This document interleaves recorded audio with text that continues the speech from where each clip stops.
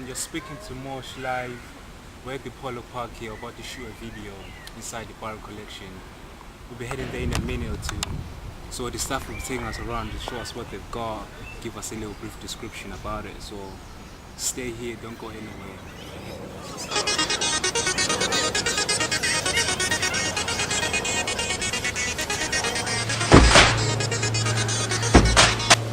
Roman Emperor Hadrian, who would have used it as a wine cooler, and it came into this country as a result of the actions of William Hamilton, who was the British ambassador to Naples in the early 19th century. It is the largest and heaviest object in the collection. It weighs just over 8 tons. This is a bronze statue of what would be called in the realist tradition. It shows an agricultural worker, a woman who is, in French we say a glaneur, in English a gleaner, someone who passes over a field after it has been harvested and picks up the remaining sheaves and leaves of corn, which can then be used along with the rest of the harvest. It is made of bronze and would have been cast on terracotta originally. Can you explain this as well? This is the seated figure of a Ming Dynasty court official. That's to say, he would be the Chinese equivalent of a senior civil servant in our time. In ancient China,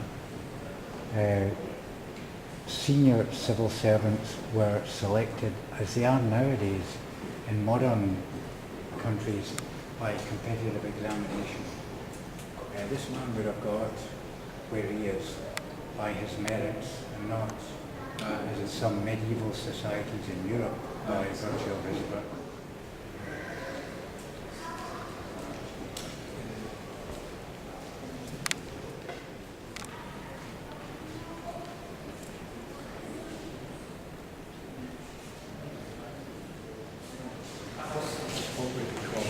Field armour. That is to say, it would be worn in battle as opposed to ceremonial wear or wear in a joust. It looks very heavy. Yeah, it looks heavy. But it is not. No? It weighs about 50 kilograms, which sounds a huge weight, but it is less than the weight carried by a modern infantry soldier. Right. Also, the weight of this armour is evenly disposed over the body and is borne in fact by the man's horse. Alright. Armour eventually gave way to firearms because firearms could penetrate armour, and armour reduced the mobility of a man in the face of firearms. So firearms made armour redundant. A sword in medieval times was not only the weapon used by a knight. A knight was a man of what we would describe as consecrated violence or consecrated force. He was bound by a code of honour. This was underlined by his lengthy period of training and the fact that before being knighted or dubbed a knight, he would have to spend the night in prayer and contemplation in a church. He would then be created a knight by the sovereign. He would receive his sword, which was not only his weapon, but also the symbol of what he was. This is one of the most famous items in the collection, although probably one of the smallest. It depicts 3 knights.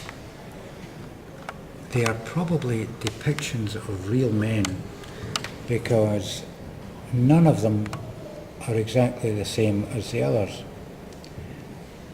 And this was discovered on the site of the Church of the Knights Templar in London. And the Knights Templar were a medieval military and religious organisation which fell into disfavour with the Pope and the King of France. They were accused of a variety of crimes. Their wealth was seized and they were dispersed.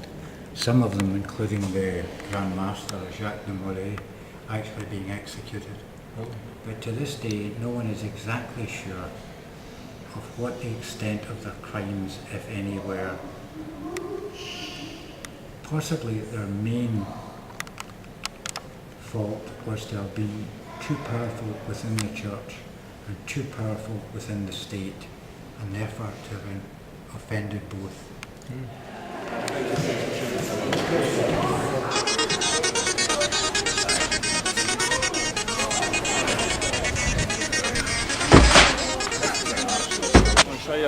Yeah, that's all the time we have for today, man. So I hope that was good enough for you to come down and check out the good stuff they got. There's more stuff, but that's all the time we got for today. So see ya. Make sure you tune in next time though. Please. Oh, subscribe as well. Don't forget to subscribe.